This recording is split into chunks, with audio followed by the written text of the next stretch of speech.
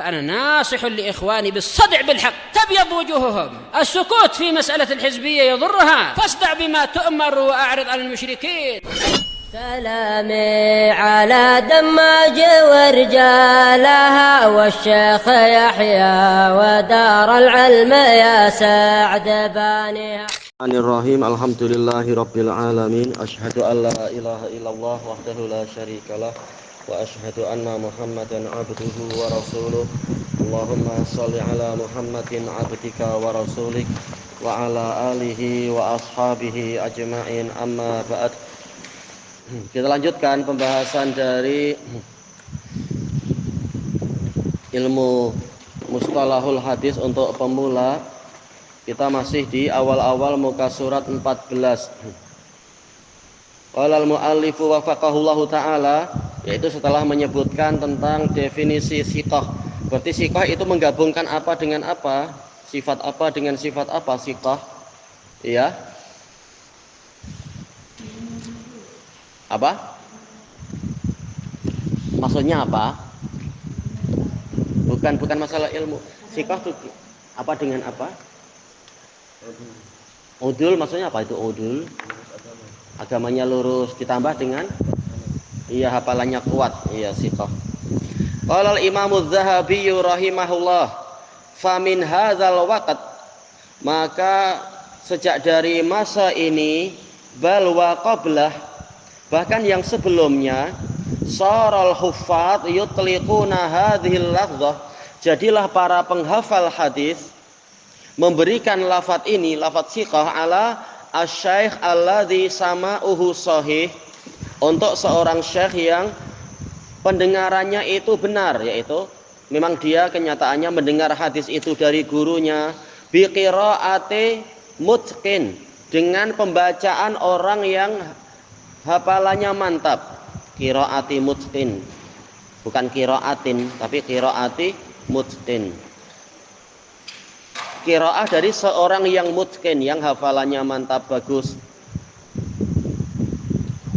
Wa isbati adil, dan ditetapkannya rawi yang agamanya lurus, memang kenyataannya rawinya lurus. Wa tarakhasu, mereka memberikan keringanan fi tasmiyatihi bisiqah, memberikan keringanan untuk memberikan nama, untuk menamai orang tadi sebagai orang yang siqah. Yang penting apa? Agamanya lurus dan juga hafalannya baik dengan bacaan yang benar. Wa inna masiqah fi urfi a'immatin naqd, hanya saja siqah menurut tradisi para imam kritikus hadis yang di masa lampau, kana taqau alal adli fi nafsih, itu berlaku pada orang yang pada dirinya itu agamanya lurus, secara zatnya orangnya memang agamanya lurus. Al-mutqin lima hamalah, memantapkan apa yang dia bawa, yaitu hafalannya mantap. Apa yang dia bawa yaitu riwayatnya dengan mantap. Ad-dhabitu lima naqal, memelihara. Dhabit itu artinya kadang artinya menjaga, memelihara, menghafal apa yang dia ceritakan kepada kita. Bukan hari ini cerita eksidennya adalah kereta yang bertayar 4, hari berikutnya bilang tayar 8. Berarti hafalannya tidak baik. Untuk cerita yang sama menunjukkan hafalannya kacau. Tapi ini dhabit lima naqal, yaitu hafalannya bagus untuk apa yang dia nukilkan, dia ceritakan pada kita. Walahu fahmun wa ma'rifatun bil fan, dia memiliki pemahaman dan pengetahuan tentang cabang ilmu ini. Fan, cabang ilmu mustalah.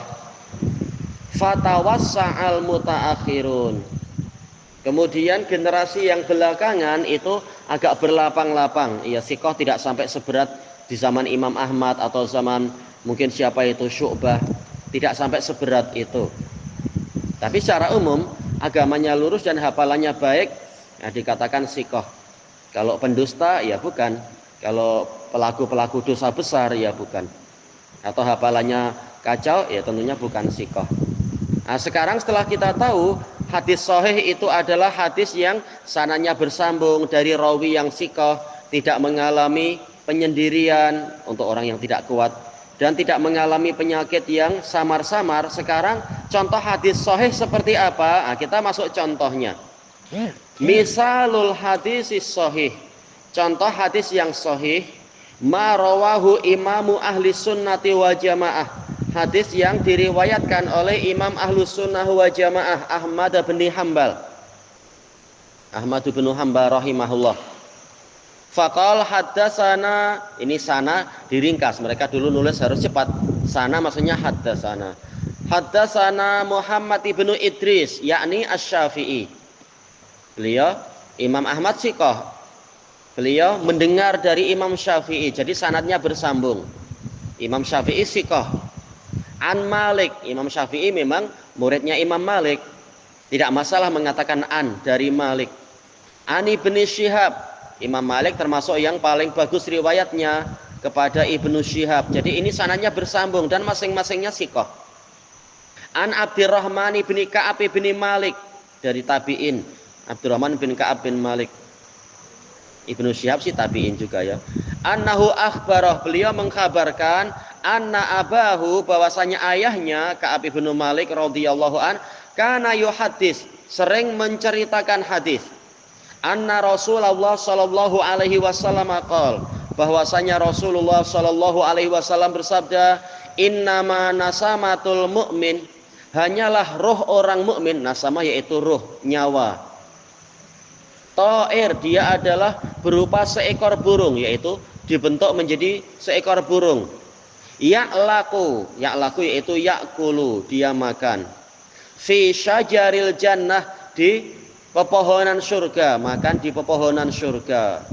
Hatta yarji'ahullahu tabaraka wa ta'ala, sehingga sampailah Allah mengembalikan ruh tadi, Allah tabaraka wa ta'ala, ila jasadih, ke jasadnya lagi, yauma yab'asuh, pada hari Allah membangkitkan dia, yaitu hari kiamat. Tayyib. Ini dalam Musnad Imam Ahmad. Fi hadas sanad, di dalam sanad ini qadis tufiyat, telah terpenuhi syurutus sahih, syarat hadis sahih. Siapa yang ingat syarat hadis sahih apa saja di antaranya? Ya. Sanadnya bersambung, apalagi rawinya macam mana? Rawinya bagaimana? Kalau hadisnya biar sahih, rawinya harus macam mana? Harus siqah. Baik. Kenapa? Iya, yaitu apa? Selamat dari persendirian, yaitu syudzud. Kalau rawinya tidak kuat, kalau rawinya kuat sendiri tak mengapa, tapi secara umum jangan sampai kena persendirian, ya. Tidak ada penyakit tersembunyi, betul. Nah, ini 4. Sebagian mengatakan 5 karena apa? Siqah itu terbagi 2. Apa itu siqah tuh? Syarat siqah tuh apa? Rawinya harus adil, udul. Kenapa udul itu apa? Apa arti udul? Rawi-rawi yang macam mana? Macam mana udul itu? Orang yang adil itu macam mana?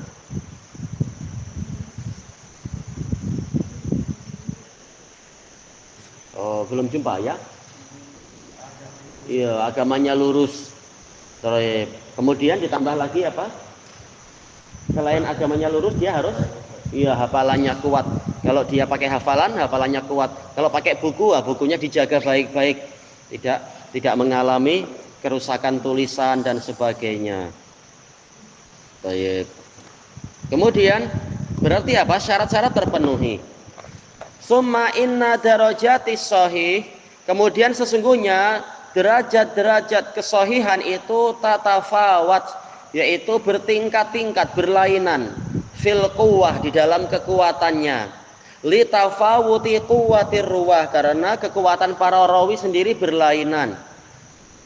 Ada yang sikoh-sikoh biasa, maka kesahihannya biasa.